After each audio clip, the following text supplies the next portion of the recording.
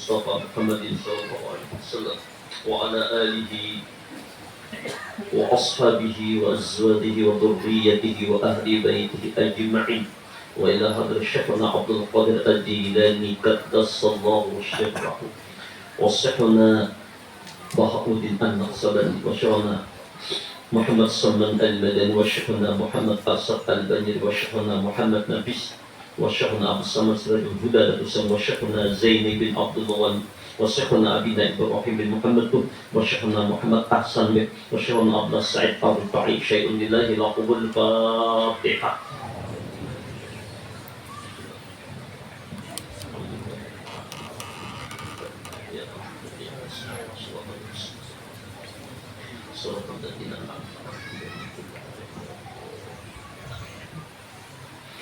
بسم الله الرحمن الرحيم. الحمد لله رب العالمين.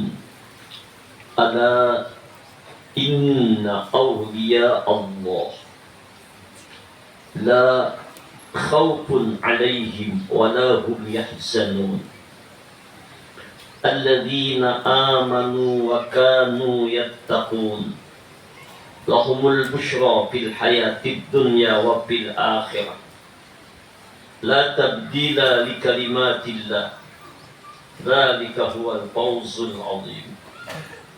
أشهد أن لا إله إلا الله وحده لا شريك له وأشهد أن محمدا عبده ورسوله لا نبي بعده. اللهم صل وسلم وكرم وعظم وبارك على سيدنا محمد وعلى آل سيدنا محمد. Amma ba'd. Jamaah yang mulia, untuk mengambil barokah di bulan apa saat ini? Rabiul Awal atau Rabiul Akhir? Jumadil Awal, mbah itu Jumadil Akhir, pada saat Rajab. Kita mengambil barakah sedikit, mengenang manaqib seorang waliullah, Syekhuna Abdul Qadir Al-Jilani qaddasallahu sirrahu. Inda dzikri awliya tanzilur rahmah. Manakala dibaca manaqib itu para wali Allah, Allah turunkan beberapa rahmat bagi yang membaca dan yang hadir mendengarnya. Mudah-mudahan berkat kita mengenang, mempelajari, mengingat manaqib Ghausul A'zam Qutbul Wali Syekhuna Abdul Qadir Al-Jilani qaddasallahu sirrahu, mudah-mudahan curahan rahmat Allah melimpah kepada kita, ampunan dosa Allah bercurah kepada kita semua. Adapun Syekhuna Abdul Qadir Al-Jilani, beliau adalah keturunan dari ayah daripada Sayyidina Hasan dan dari ibu adalah Sayyidina Husain. Jadi Hasan dan Husain. Beliau adalah dzurriyyat Rasulullah sallallahu alaihi wasallam, yang mana beliau dilahirkan di negeri Jailan pada tahun 470 Hijriyah. Beliau wafat pada usia 91 tahun.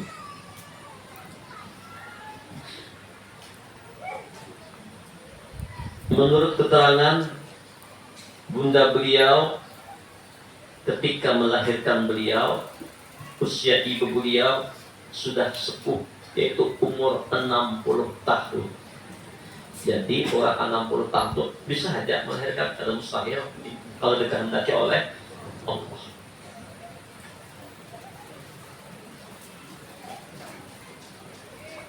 Dalam kitab Manaqib Syekh Abdul Qadir Al-Jailani diriwayatkan, pada malam kelahiran Syekh Abdul Qadir Al-Jilani, Abu Saleh Musa Janaki, ayah daripada Syekh Abdul Qadir Al-Jailani, bermimpi dikunjungi Rasulullah sallallahu alaihi wasallam.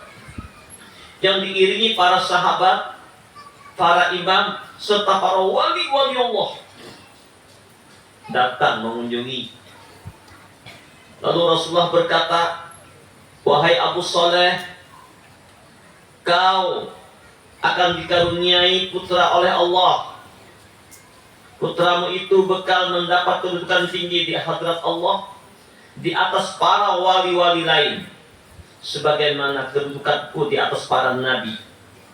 Anakmu itu juga merupakan anakku, ya Rasulullah, kesayanganku dan kesayangan Allah. Diriwayatkan pada malam hari ketika Syekh Abdul Qadir Al-Jilani dilahirkan, beliau diberi cahaya terang benderang sehingga orang pada mampu melihat cahaya itu. Itulah hakikatnya terjadinya jahirnya cahaya atau nurnya Muhammad sallallahu alaihi wasallam. Sejak bayi, bila tiba bulan Ramadan, di siang hari, Syekh Abdul Qadir Al-Jilani ini bila dikasih susu oleh ibunya enggak mau nyusu, dikasih makan enggak mau. Pas ketika waktu berbuka, baru beliau mau menyusu. Artinya mulai halus Syekh Abdul Qadir Al-Jilani ini, beliau sudah puasa. Allahumma shalli ala sayyidina Muhammad wa ala ali Muhammad. Di antara karamah Syekh Abdul Qadir Al-Jilani dalam kitab Asrarul Talibin, suatu hari Syekh Abdul Qadir Al-Jilani beliau bertemu seorang muslim yang sedang berdebat dengan seorang Nasrani. Setelah memperhatikan dengan sesama apa yang menjadi sebab perdebatan itu, ternyata mereka saling membanggakan nabinya.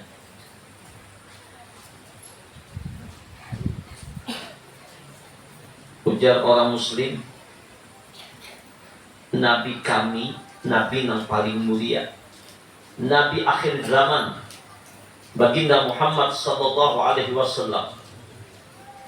Mendengar itu, seorang Nasrani berkata, bukan, nabi kami, Nabi Isa yang paling mulia. Mendengar perdebatan itu, Syekh Abdul Qadir Jailani bertanya kepada seorang Nasrani tersebut, apa sebabnya engkau mengatakan bahwa Nabi Isa lebih sempurna, lebih mulia daripada Nabi kami Muhammad sallallahu alaihi wasallam? Apa kata orang Nasrani tersebut?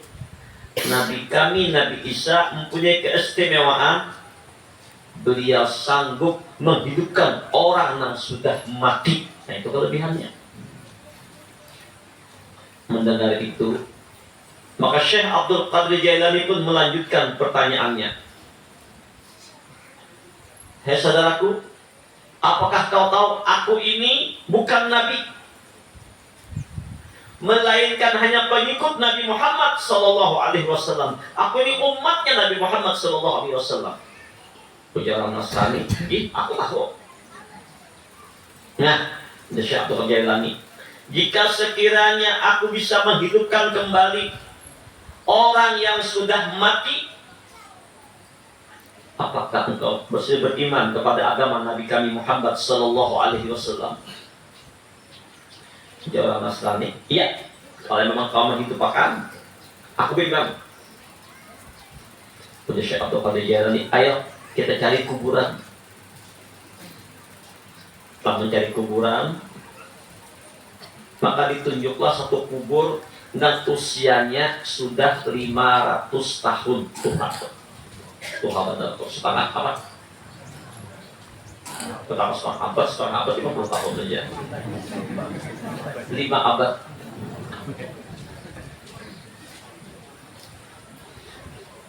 Lalu Syekh Abdul Qadir Al-Jailani bertanya, bagaimanakah caranya Nabi Isa menghidupkan orang yang sudah mati? Jawab orang Nasrani, cukup dengan mengatakan qum biiznillah, bangkitlah dengan izin Allah, maka orang yang mati itu hidup. Oh, Syekh Abdul Qadir begitu ya. Sekarang perhatikan, aku umat Rasulullah,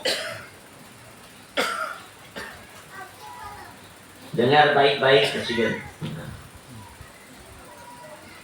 Lalu beliau menghadap ke arah kubur sambil berkata, qum biizni, bangun dengan izinku. Kalau Nabi Isa, qum biiznillah. Syekh Abdul Jailani, qum biizni, bangun dengan izinku. Mendengar ucapan itu, Nasrani tercengang, heran. Belum habis herannya, kubur yang di hadapan mereka itu terbelah dua. Lalu keluarlah sosok mayat dari dalamnya sambil bernyanyi. Oh, keluar langsung bernyanyi. Ternyata mayat itu bahari waktu hidupnya K7 bernyanyi. Makanya hati-hati, bila K7 main bola, keluar bisa main bola.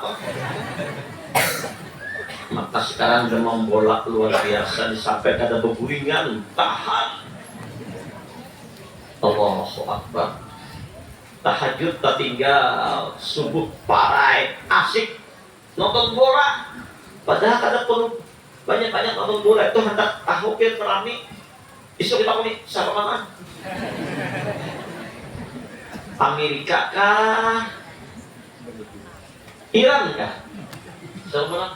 Nah, takut nih, Iran bapaknya. Oh, Amerika habis ya sah sudah. Kakak itu dia nonton berapa lama? Habis kali itu juga. Ini dunia palsu. Mahabbat jahiliyah. Nah, bangkitlah si mayat tadi dengan bangun sambil menyanyi. Melihat peristiwa itu, langsung orang Nasrani tadi masuk Islam. Nah, kenapa? Apakah harap Syekh Abdul Qadir daripada Nabi Isa? Bukan. Jelas makam Nabi lebih tinggi pada makam wali. Akan tetapi ketika itu Syekhuna Abdul Qadir Jailani begitu sangat mahabbatnya lawan Rasulullah, cinta yang bersangatan, nabinya dihina, Rasidin mengambilkan hati. Bukan meremehkan Nabi Isa, kita memuliakan. Kalau Nabi Isa kum biiznillah, Syekh Abdul Qadir Jailani duduk di makam tanah, wal baqa, hilang wujud aku, arsir kada lagi. Jahilnya pada Syekh Abdul Qadir Jailani, namanya penuntung kum, itu Allah Ta'ala juga lewat terjadinya Syekh Abdul Qadir Jailani hilang sidin, kum biizni, bangun dengan izinku, bangkit. Jadi jangan salah paham, sedang panah wal baqa. Kita sudah sering mendengar karamat-karamat Syekh Abdul Qadir Al-Jailani. Maka mari kita bersama-sama mendengarkan beberapa nasihat dari Syekhuna Abdul Qadir Al-Jailani untuk kita semua. Ujar sidin, bila Allah mengabulkan doa seseorang hamba dan memberinya apa yang dia minta, bukan berarti kehendak Allah itu kalah oleh kehendak si hamba. Bukan berarti pula tintah takdirnya belum kering dan pengetahuannya terhadap kehendak si hamba itu belum final. Yang terjadi justru sebaliknya. Permohonan atau doa si hamba itu sesuai dengan kehendak Allah dan masa yang diinginkan, sehingga doa itu terkabul pada waktu yang memang telah ditentukan oleh Allah sebelum Allah takdirkan. Allah takdirkan di alam zahir, dalam qada Allah sudah terjadi. Nah, jadi bukan berarti Allah tuh terpaksa menggawian kada. Sesungguhnya ketika seseorang berdoa, inya berdoa itu pun sudah ditakdirkan oleh Allah. Inilah makna ayat kulla yaumin huwa fi syan. Setiap hari Allah sibuk, artinya sibuk selalu mengatur. Jadi siang dan malam dalam aturan Allah, seluruh alam semesta dan segala planet-planet alam semesta, manusia, bangsa binatang, malaikat, jin, binatang, semua yang ada di alam semesta diatur oleh Allah. Allah yang mengaturnya, Allah yang menatanya. Jadi kita ini diatur, bukan mengatur semuanya dalam aturan ketentuan Allah. Maknanya apa? Kulla yaumin huwa fi syan ini ujar Syekh Abdul Qadir Jailani. Allah telah membuktikan, menzahirkan, merealisasikan takdir pada waktu yang telah Allah tentukan. Dengan demikian, Allah tidak memberikan sesuatu kepada seorang di dunia ini karena doanya semata. Demikian pula sebaliknya, Dia tidak menjauhkan sesuatu darinya lantaran doanya semata. Adapun tentang hadis yang mengatakan wala yaruddul qada illa doa, tak ada yang bisa menolak takdir kecuali doa. Maka jawabannya demikian jasir. Maksud dari hadis tersebut adalah tidak ada yang bisa menolak takdir kecuali doa yang ditakdirkan dapat menolak takdir itu. Demikianlah hanya seorang hamba. Di akhirat nanti dia tidak akan masuk surga karena amal baik yang telah diperbuatnya selama di dunia, melainkan rahmat kasih sayang Allah lah yang membuatnya masuk surga. Akan tetapi Allah akan memberikan derajat kepada hamba-hambanya di surga nanti sesuai kadar amal mereka masing-masing. Jadi makna hadis wala yaruddul qada illa bid doa, illa doa. Tidak ada yang bisa merubah takdir kecuali dengan doa. Artinya bukan berarti Allah itu kalah lawan makhluk, ada kalah dengan doa, ada. Maksudnya besok tuh terjadi pancang tabrak mobil, malam ini pian berdoa, akhirnya kada jadi ketabrak mobil. Nah, doa malam ini adalah takdir ketentuan dari Allah juga. La yughayyiru qada illa bil qada. Kada berubah qada itu dengan qada yang Allah tentukan juga. Dan kemudian dalam sebuah hadis Aisyah radhiyallahu anha bertanya kepada Rasulullah, annaha sa'alat Nabiy sallallahu alaihi wasallam, hal yadkhulu ahadun jannata bi'amalihi? Ujar Rasulullah, ujar Aisyah radhiyallahu anha, wahai Rasulullah, apakah seorang hamba akan masuk surga lantaran amalnya? Faqala la, kada ya Rasulullah, bukan karena amalnya. Birahmatillah, melainkan dengan rahmat Allah. Faqala wala anta. Lalu Aisyah bertanya, biar pangkai tujuakah?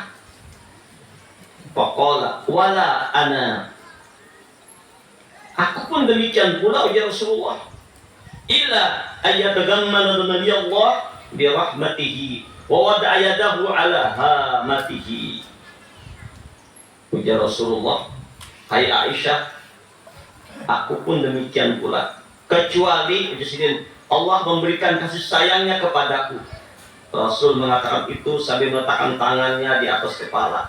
Artinya Rasulullah mengingatkan kepada kita semua, siapa saja termasuk aku ya Rasulullah, masuk surga bukan karena amal ibadahku, tapi masuk surga semata-mata karena rahmatnya Allah.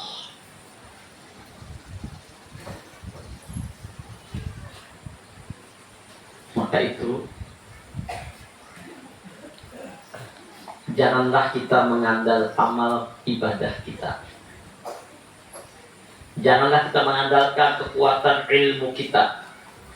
Qul bifadlillah wa birahmatihi fabidzalika falyafrahu huwa khairum mimma yajma'un. Katakanlah oleh wahai Rasulullah kepada umatmu, dengan karunia Allah, dengan rahmat Allah, hendaklah kalian bergembira.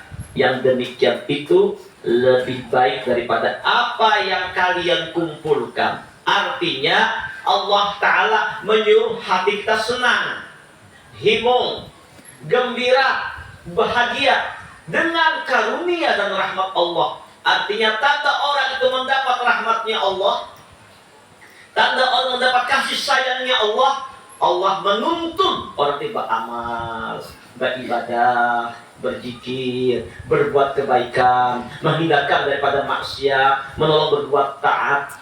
Nah, segala macam ini adalah wujud daripada rahmatnya Allah. Inna rahmatullah qaribum minal muhsinin. Sesungguhnya rahmat Allah Ta'ala itu sangat dekat kepada orang-orang yang berbuat baik. Tanda orang itu dapat rahmat Allah, dia senang berbuat kebaikan. Ketika dia berbuat baik, maka dia memandang itu hakikatnya adalah rahmat dari Allah.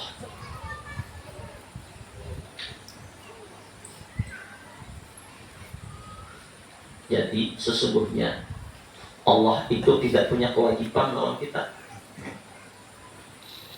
untuk memenuhi janji atau memasukkan orang itu ke dalam surga. Itu ada wajib bagi Allah, atau masuk ke dalam neraka itu ada wajib bagi Allah.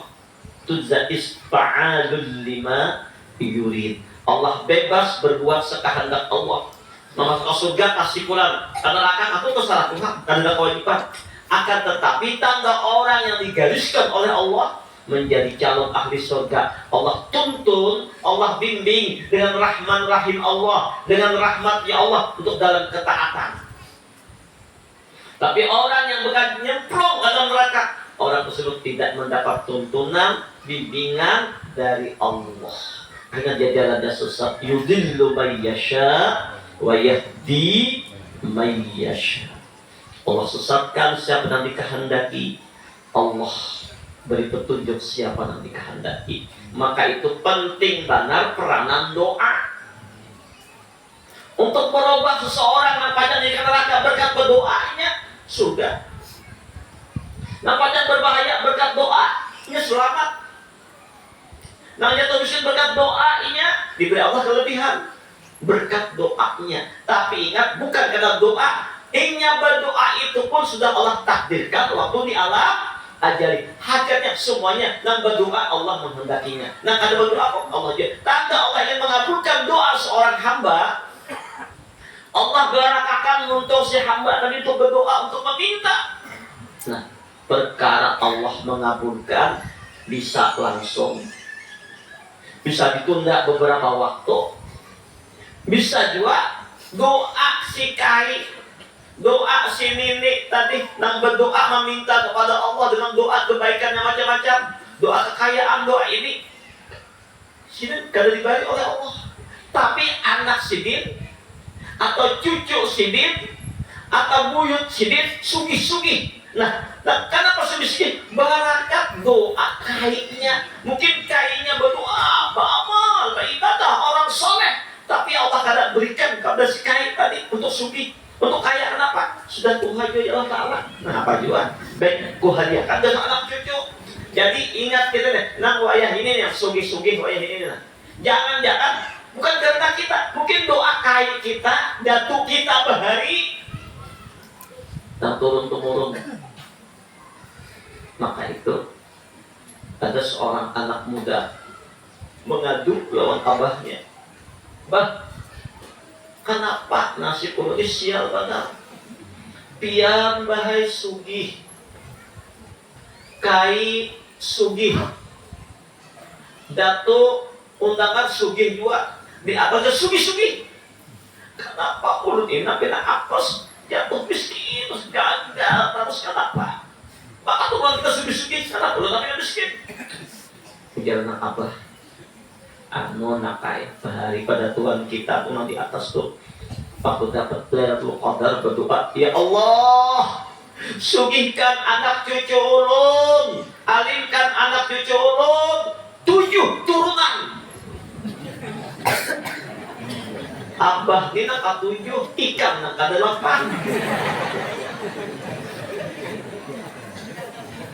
Makanya kalau kawan jangan minta 7 turunan, turun. Doanya turun temurun, meminta turun temurun.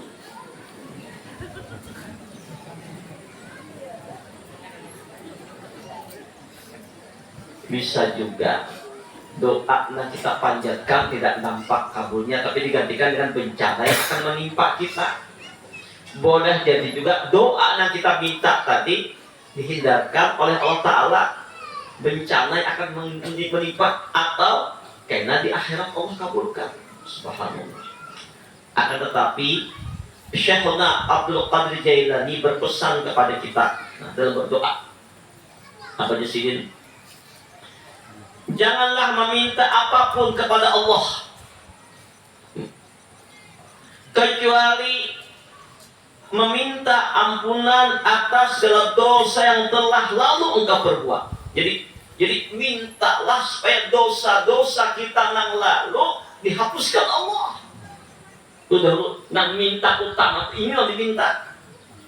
Meminta agar dosa-dosa masa lalu dibersihkan Allah, disucikan Allah. Adalah kita meminta tentang ini. Makanya kalau minta supaya mudahan walidku berisi, bagus ya sudah. Mudahan pahupaanku subur, mudahan anakku sifat balatik, mudahan hidupku di barokah, gitu bagus. Tapi ujar Syekh Abdul Qadir Jailani, jangan minta yang lain dulu, minta kepada Allah agar dosa-dosamu diampuni oleh Allah. Dan berlindung kepada Allah dari dosa yang akan datang. Minta ampuni dosa yang telah lalu dan berlindung kepada Allah dari memperbuat dosa yang akan datang. Ini yang kita minta oleh Allah Ta'ala.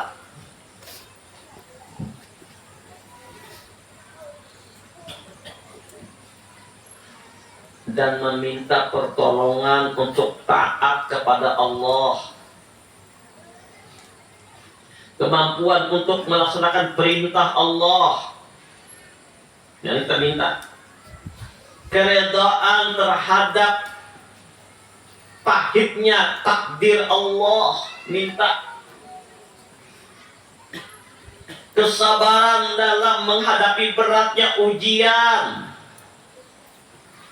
syukur atas segala nikmat dan karunia-Nya. Ini diminta.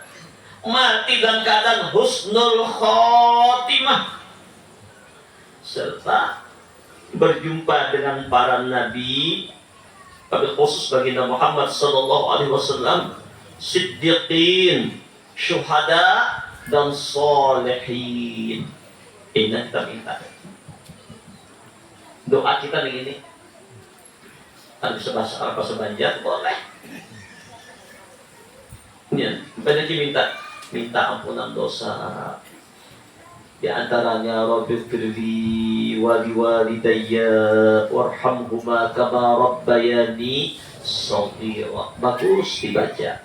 Bagus juga dibaca pada waktu sujud dengan qasad doa. Imam membaca subhana rabbiyal a'la wa bihamdi, dan Abah Guru menambahkan dengan ihdinas siratal mustaqim minimal 3 kali.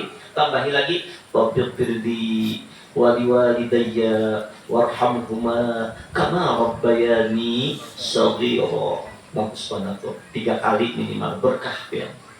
Tambah lagi kalau kau Rabbana atina fid dunya hasanah wa fil akhirati hasanah wa qina adzabannar, dengan qasad doa.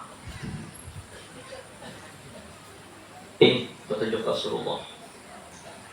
minta sabar menghadapi cobaan, mensyukuri nikmat Allah. Inna, kita minta meninggal kita husnul khotimah, berkumpul dengan para nabi dan rasul. Nah, kayak apa caranya agar kita bisa berkumpul lawan Rasulullah?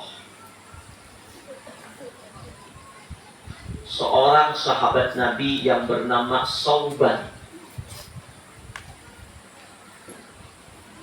terlihat mukanya pucat, kayak sedih luar biasa. Apa yang membuat Sauban ini sedih? Ada bertemu Rasulullah beberapa hari, keganangannya luar biasa, kangennya luar biasa, rindunya yang bersangatan, kada sanggup Sauban berpisah lawan Rasulullah.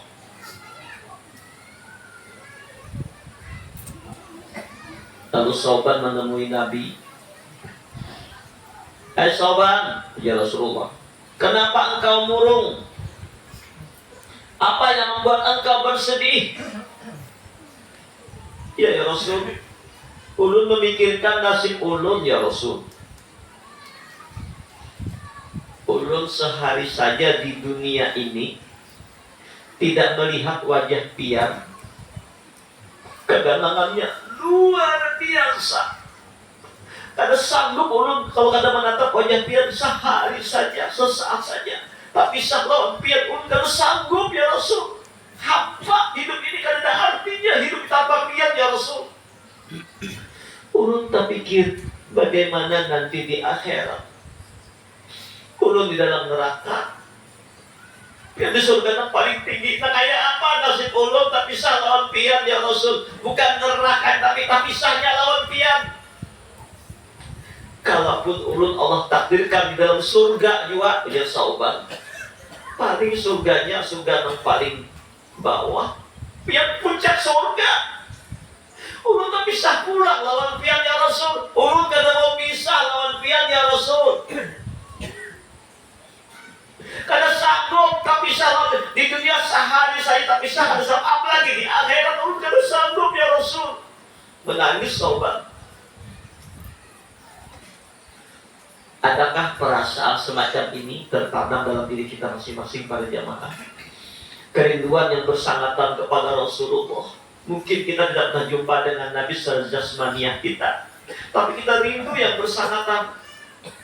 Kadang-kadang suatu saat kita mendengar salawat dibaca, rindu bersangatan lawan Rasulullah. Kadang-kadang seperti curahan air mata mendengar salawat dibaca. Kok kenapa itu? Padahal kita pernah gak ketemu. Kan orang yang rindu itu yang pernah bertemu. Baru rindu, tidak pernah bertemu, lawan kawan tidak pernah bertemu, malah rindu. Rindu udah pernah ketemu, baru rindu. Kok kenapa kita nggak jumpa dengan Nabi di dunia ini? Kok rindunya bersangatan? Kenapa? Sebenarnya kita sudah jumpa dengan Rasulullah waktu kita berada di alam arwah, berkumpul lawan Rasulullah. Beliau membimbing seluruh roh ini dibimbing oleh Nabi. Itu ujar Rasulullah. Kuntu nabiyan wa Adam baina roh wal jasad. Aku ini udah jadi nabi, ujar Rasulullah. Sedangkan Adam antara roh dan jasadnya. Belum Allah ciptakan Adam, Rasulullah udah jadi nabi di alam arwah. Membimbing, menuntun, menjelaskan tentang bagaimana ma'rifat ilallah. Bahkan ketika Allah menanya kepada seluruh roh, alastu bi rabbikum, hai roh-roh berataan, bukankah aku ini rohmu? Di bawah pimpinan baginda Muhammad sallallahu alaihi wasallam kita menjawab, qalu bala syahidna, inggih ya Rabb, pian Rabb kami, pian Tuhan kami menyesal pian ya Allah, kita bermesraan lawan Allah, berasik-asikan dengan Allah, dipimpin oleh Rasulullah.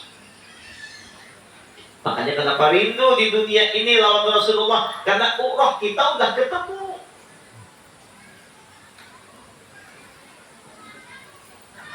Mendengar pernyataan Sauban yang sangat rindu dan gelisah kalau nggak kumpul Nabi di surga. Apa jawab Rasul? Ya Sauban, ala man ahbabta. Hai Sauban, engkau bersama apa yang kau cintai.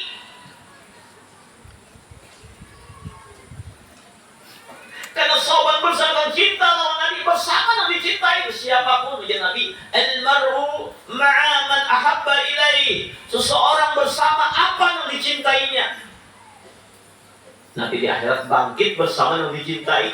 Biar mencintai para ulama-ulama, Syekhna Abdul Qadir Jailani, bangkit kita nanti bersama Syekh Abdul Qadir Jailani. Mencintai Abah Guru Sakumpul, bangkit bersama Abah Guru Sakumpul. Mencintai para nabi-nabi, bangkit bersama para nabi-nabi. Mencintai baginda Rasulullah, bangkit bersama Rasulullah. Itu soal cinta. Padahal ukuran amal ibadah ada apa-apanya kita dibandingkan para aulia, para nabi. Dibandingkan Rasulullah tidak ada apa-apanya. Tahajud kita paling 8 rakaat dengan ayat pendek, witir 3 rakaat, udah. Rasulullah surah Al-Baqarah, surah-surah yang lain 2-3 juz dalam 1 rakaat sini. Setiap malam ibadahnya luar biasa, gak pernah lalai dari Allah.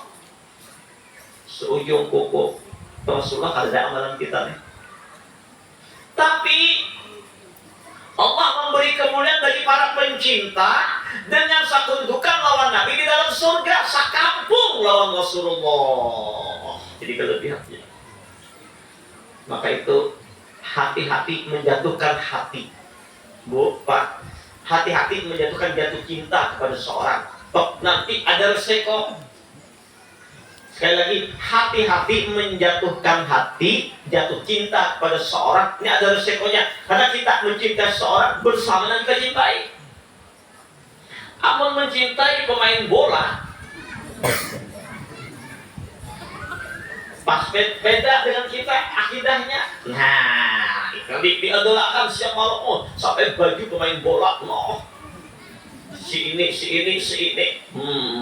Jadi siang malam yang di otaknya pemain bola dan dicintainya itu, maka waspadalah, kau akan bangkit di akhirat nanti bersama pemain bola itu nanti. Pas beda agama, sama ada bangkitnya. Mencintai artis Hollywood, Sinong Cam siapa apa? Siang malam lagu India, di otak sampai sakitnya pakai India dipakainya, India. Bangkit di kubur lawan dicintai ibu. Hati-hatilah, jangan jatuhkan cintamu kepada yang lain, jatuhkan cintamu kepada Rasulullah. Apa bukti cinta lawan Rasulullah? Ya Allah Ta'ala. Ketika Sauban mengatakan demikian, turun ayat Allah, wa may yuti'illaha wa rasulah faulaika ma'al ladzina an'ama Allahu 'alaihim minan nabiyyin was-siddiqin wasyuhada'i was-shalihin. Siapa yang taat kepada Allah, taat kepada Rasulullah, nah ini kuncinya. Patuh lawan perintah Allah, patuh lawan perintah Rasulullah. Faulaika ma'al ladzina an'ama Allahu 'alaihim. Mereka itu nanti berkumpul bersama orang yang mendapat nikmat dari Allah. Minan nabiyyin, dari para nabi-nabi. Was-siddiqin, orang-orang yang siddiqin. Was-syuhada'i, orang-orang yang mati syahid. Was-salihin, orang-orang yang saleh. Fahasuna ulaika rafiqa, inilah sahabat yang terbaik. Nah, ini yang kita minta. Di dalam salat kita ihdinas siratal mustaqim siratal ladzina an'amta 'alaihim. Mana siratal ladzina an'amta 'alaihim? Minan nabiyyin was-siddiqin wasyuhada'i was-shalihin. Ghairil maghdubi 'alaihim waladdallin. Ini banyak kita doa minta. Minta berkumpul lawan para nabi, para rasul, para orang yang siddiqin, para aulia Allah, para orang yang soleh. Ini disuruh doanya begini.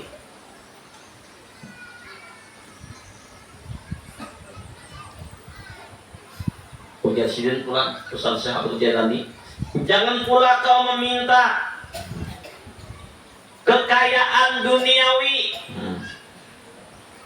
dihindarkan dari kemiskinan dan kesusahan hidup, serta diberi kekayaan dan kesenangan.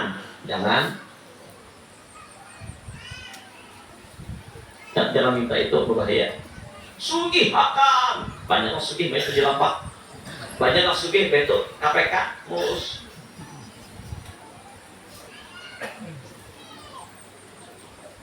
Tetapi hendaklah ujar sidin engkau meminta keredaan terhadap segala yang dia berikan dan dia atur untukmu. Dan kita minta keredaan Allah, nah Allah berikan, nama Allah ridha membantu kita dan diatur Allah untuk kita. Itu aja minta nang mana nang diridai Allah dasar kita dan memang diatur dasar kita, itu aja. Mintalah agar Allah senantiasa menjagamu dalam setiap keadaan. Allahu Akbar. Minta benar menjadi setiap keadaan.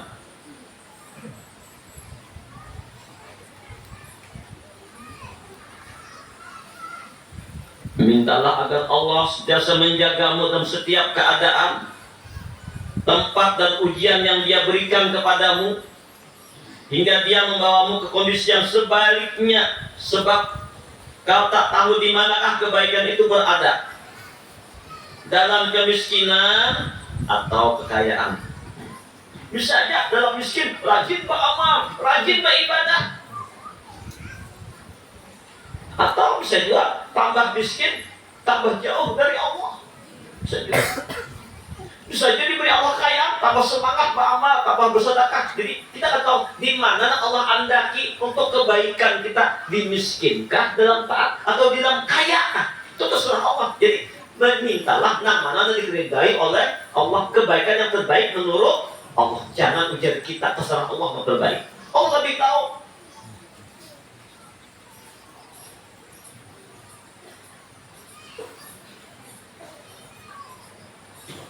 Dalam kesulitan atau dalam kebahagiaan, Allah merahasiakan pengetahuan tentang segala sesuatu darimu.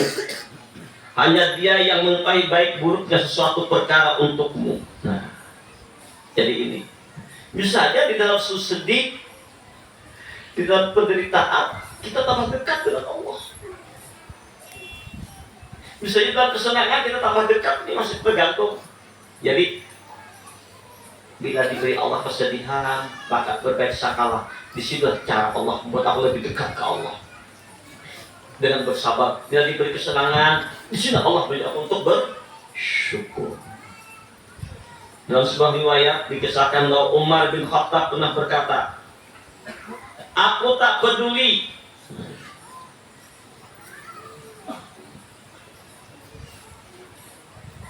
apa aku memasuki pagi hari, apakah dalam kondisi yang aku sukai maupun aku benci, sebab aku tak tahu dalam kondisi apa kebaikan itu berada. Umar mengatakan itu tak lain karena dia reda sepenuhnya terhadap segala perbuatan Allah dan merasa tenang atas segala pilihan dan ketetapan Allah.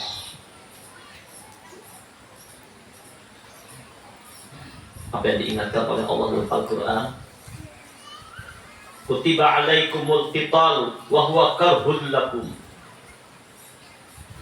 diwajibkan atas kamu berperang, padahal berperang itu sesuatu yang kamu benci. Perang membela agama Allah, tapi dia Allah, wa asa an takrahu syai'an wa huwa khairul lakum. Boleh jadi apa yang engkau benci, apa yang engkau tidak senangi, itu baik menurut Allah untukmu.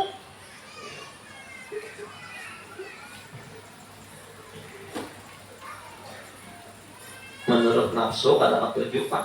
Nafsu ini paling bertentangan dengan ibadah. Baik Kita orang awam, baik itu para wali, baik itu para nabi, selamanya nafsu ini menantang dalam ketaatan. Nafsu ini senangnya mengajak kepada dosa dan maksiat. Jadi nya kagak ketujuan Mbak Amal. Nafsu tuh nggak senang kalau orang bangun tengah malam, gak senang.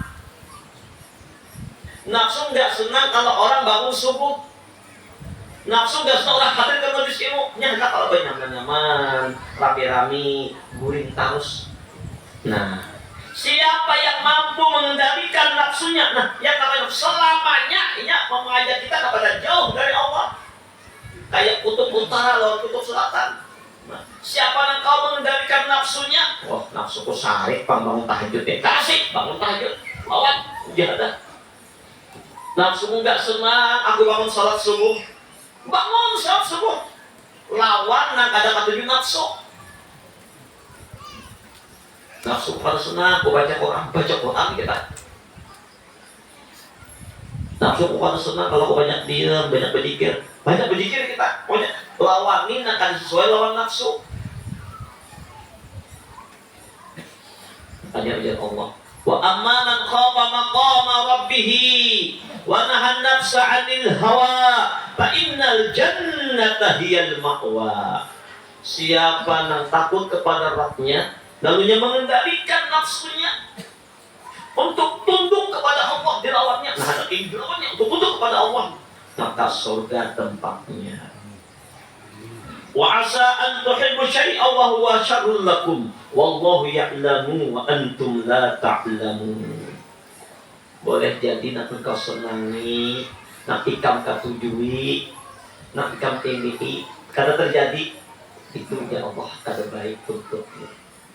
Allah lebih tahu, ikam kada tahu. Maka itu dalam segala perkara kita selalu berbaik sangka kepada Allah. Ini di antara wasiat Syekhuna Abdul Qadir Al-Jilani. Tetaplah dalam kondisi ini sampai keinginan hawa nafsu musnah, hina, dapat dikuasai dan ditaklukkan.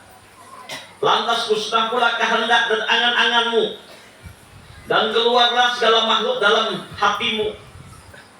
Tak ada yang tersisa di dalam hatimu kecuali Allah.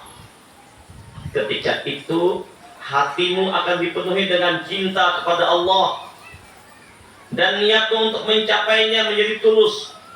Setelah itu dengan perintahnya tujuan dan kehendakmu akan dikembalikan lagi kepadamu melalui perintahnya untuk mencari bagian-bagianmu di dunia dan di akhirat. Nah, pada titik ini kau akan meminta bagian-bagian itu kepada Allah dan kau akan mencari sesuai perintah Allah. Jika Allah memberi bagian-bagian itu, kau akan bersyukur dan menikmatinya. Jika menahannya darimu, maka kau pun tidak akan marah, tidak sakit hati atau menuduh Allah pelit, sebab kau tidak mencari berdasarkan hawa nafsu dan kehendakmu. Karena hatimu telah terbebas dari itu semua. Kau semata-mata hanya mengikuti perintah Allah untuk berdoa. Semoga ketentraman dan kedamaian dilimpahkan kepadamu semua. Kita hanya berdoa. Ini bukan berarti menuduh Allah kan tahu. Terus kita hanya berdoa. Yang menentukannya Allah. Subhanallah. Inilah diantara beberapa pesan nasihat dari Syekhuna Abdul Qadir Al-Jilani kepada kita semua. Mudah-mudahan Allah Subhanahu wa Ta'ala menjadikan hati-hati kita semua kosong dari yang lain selain Allah. Tujuan kita hanya mencari redha Allah. Teruslah berdoa, berhajat, meminta kepada Allah. Minta apa? Allahumma inna nas'aluka ridhaka wal jannah wa na'udzubika min sakhatika wan nar. Kami mohon kepadamu redhamu dan surgamu dan bebaskan dari siksa api neraka dan murkamu. Allahumma a'inni ala dzikrika wa syukrika wa husni ibadatik. Ini doa-doa yang Nabi anjurkan. Allahumma a'inni ala dzikrika, ya Allah tolong untuk berzikir kepadamu, wa syukrika, bersyukur nikmatmu, wa husni ibadatik, baiknya ibadah ulun ya Allah. Mari kita berisi Allah nama segala-galanya. Minta adalah minta agar dosa kita yang lalu dihapuskan Allah, dan Allah jagakan daripada maksiat dosa yang akan datang. Allah wafatkan kita dalam keadaan husnul khotimah, bersabar dapat cobaan, bersyukur dapat ujian, berkumpul lawan para nabi, para rasul, siddiqin, syuhada, solehin. Ini yang kita minta kepada Allah. Maka doa-doa ini akan diijabah oleh Allah. Ini saja kajian kita sore ini. Mudahan ada hikmah dan manfaatnya. InsyaAllah kita sambung kajian kita nanti hari Arba lagi. Seminggu sekali. Sebab ulun malam ini hendak berangkat ke Banjarmasin. Besok acara di Jakarta, pengajian di Hasnul Gurub hari Jumatnya, hari Sabtu dan hari Ahad itu di Al-Dikra Sentor. Jadi mungkin budik hari Senin, insya Allah kalau doanya.